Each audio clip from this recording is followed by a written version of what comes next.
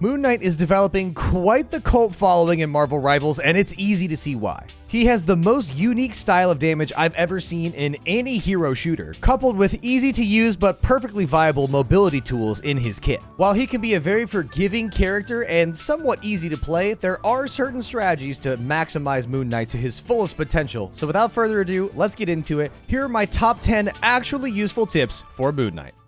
Tip number 1 is understand at what ranges Moon Knight can be used to his maximum potential and where his damage fall off is. Moon Knight has the top amount of damage between 0 and 30 meters, and it decreases to 50% of his maximum damage at 50 meters. That means that while Moon Knight is a projectile-based character, he is not a long-range projectile-based character like Black Widow or Hawkeye. This means that you want to position yourself close enough to be able to pull off your Moon Knight combos within the maximum damage range, but not so close that an opponent player like a Magik or a Psylocke can quickly get up, dash to you, and eliminate you with melee attacks. Staying at mid-range while being on high ground or flanking an opponent is the best way to get the maximum damage out of Moon Knight. Speaking of max damage, tip number 2 is an easy one. You need to learn the bread and butter combo for Moon Knight to get the maximum amount of damage. Ankh, Moonblade, 2 or 3 primary fire, in that order, is always the fastest way to get the maximum amount of burst damage with Moon Knight. The cooldowns are lined up so you can throw about 2 Moonblades for every 1 Ankh, so feel free to launch that Moonblade first every time you do this combo. You'll get a second one before you get your next Ankh loaded up. Of course, don't only shoot at your Ankh. While it is the most powerful tool in your kit and most of your damage revolves around setting up that Ankh for maximum burst damage, as you can see in the clip, sometimes you don't have an Ankh ready, so just keep firing away. His projectiles are fine even if you don't have it, and the projectiles do ricochet off of other characters. Before we get into this third tip on how to maximize Moon Knight's damage, if you're enjoying this video or just appreciate this type of content, please do consider subscribing. It helps me out tremendously and it lets me know that you want more of this style of videos. So without further ado, thank you again so much. Let's get back into the tip. Tip number 3, I still see a lot of people surprisingly not aware of this, but Moon Knight's projectiles all bounce around different enemies as well, not just the Ankh. So when you're firing into a crowd, only shoot at the tank. If all of the enemies are standing next to each other and one is weaker than the other, it really doesn't matter who you hit as long as they're in range for the little projectile bounce to happen. So if your enemy support is weak but your tank on the other team is full, it makes sense and is common sense to just shoot the bigger target if it's easier to hit the tank and it will damage the support anyway. If I see a group of players together and their Peni Parker is standing amongst them, I will literally only throw my Moonblades and my Crescent Moons at the Peni Parker because she is by far the biggest hitbox and the easiest to hit, while it is going to reflect around and hit all the smaller characters for me. Whether you aim at the character with your primary fire or you get the reflection damage with your primary fire, no matter what, it's going to be about 75 damage either way, give or take your damage fall off range. Don't make it harder on yourself than you need to. Shoot the biggest target you can find if it's in a crowd because you're going to hit everyone else anyway. I promise that'll boost your accuracy and your damage tremendously. Let's get into some of Moon Knight's movement abilities with tip number 4 about his grappling hook. You can use his grappling hook straight down to launch yourself into the air like a pseudo double jump and then use that height to use your glide. Moon Knight's grappling hook really isn't that amazing. It's not nearly at all the same as Spider-Man or some of the other web slingers we have in this game. It's really just a tool to get from point A to point B in a straight and slow line. So I like to use my grappling hook as kind of an extra double jump, and I will use the 2 abilities interchangeably to do the same purpose. Tip number 5, his glide has some really good air strafe movement, but not a lot of air speed. I mean, look at this clip right here. I fly circles around this Thor, but the circle's not that big. I'm able to trick him with how quick I can turn around, but I don't actually go that far.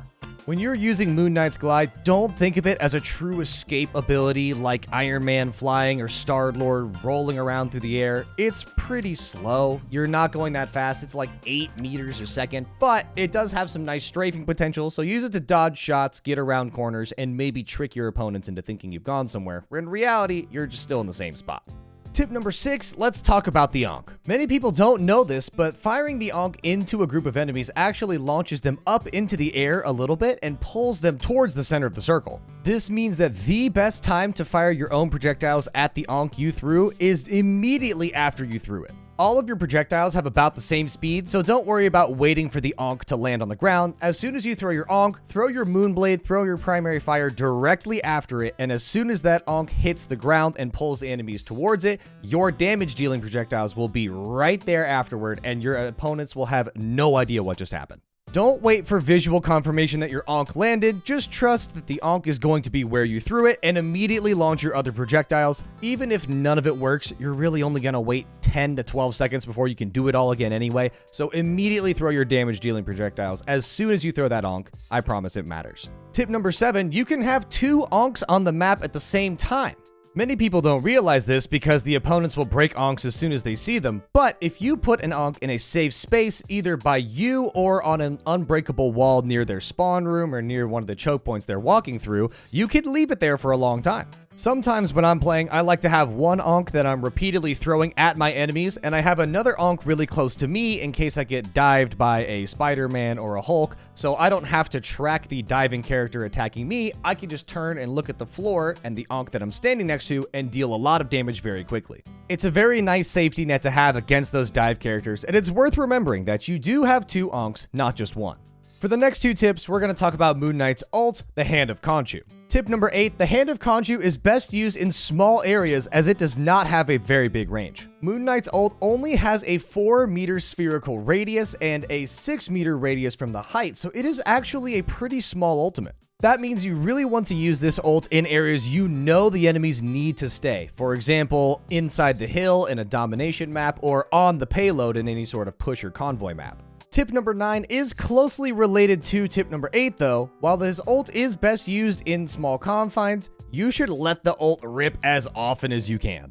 Ultimate abilities in this game are charged by dealing damage or healing your teammates, and because Moon Knight is an excellent damage dealer with how often he's able to hit crowds of enemies, he farms his ultimate very, very quickly. I legitimately think that Moon Knight gets his ultimate back so fast that you should find an opportunity to use his ult at most within 1 minute of getting it. Unless you're in overtime of a round and you need to make that ultimate the absolute max capacity ultimate, just let the thing rip. You're going to get another one back very quickly. Find an opportunity to use that ult. It is his best ability. Get some quick and easy kills. You'll farm the next one in no time. The 10th and final tip for Moon Knight, if you have a Cloak and Dagger on your team, you will receive the full Moon Team Up ability. Tip number 10, spam this thing. This team up ability allows Moon Knight to go invisible in this little dark realm for 6 seconds with a cooldown of 30 seconds. That means that you are an invisible character that doesn't have to aim at enemies. You can be invisible and throw your projectiles at your own Ank and deal crazy damage. Spam this ability early and often. It's going to make a big difference. Trust me. Don't forget you have it. If you have a Cloak and Dagger on your team, press that team up ability all the time. And that's it. Those are my top 10 actually useful Moon Knight tips. I hope you find them useful. I know that you'll be able to apply them in your gameplay. Let me know in the comments if I missed anything important or something you think is worth mentioning. And again, thank you so much for the support on these videos. If you did like the video, please do consider leaving it a like and let me know in the comments what character you'd like me to cover next. I'd be happy to cover any sort of role from Vanguard to Strategist to another damage dealer. Let me know. Thank you again for your support. Thank you so much for watching, and I'll see you in the next one.